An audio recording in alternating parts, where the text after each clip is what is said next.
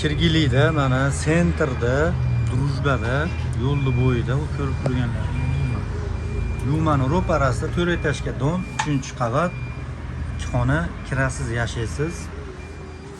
Mana shu ko'rib turgan jihozlaring qoladi. LG da olib chiqishadi, kir mashinani, 2 ta pech ketadi, oshxonada turibmiz. Mana mehmonxona, shpaner qoladi, gilamlar qoladi. Bu televizorni ham tashab chiqsa, konditsioneri ham bor. Mana balkonimiz. Balkonimizda mana kirgili Drujba. Холодильник olib chiqishyapti. Narxi ham vaqti kopeyka. Kopeyka degani kopeyka xullas. Konditsioner qoladi. Kopeyka bo'lsa, kopeykadan jicha qimmatroq ekan.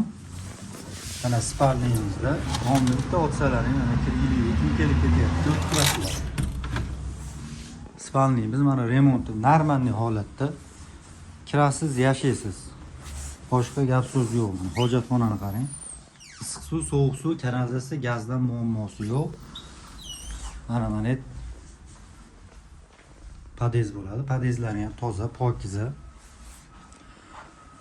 Xullas batda mana ko'rib turibsizlar, pastda 24/7 qo'riqlash xizmati bor. Xotirjam yashayverasiz.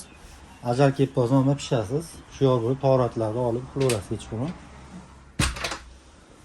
Eng qizig'i pastki raqamlar egalan raqami.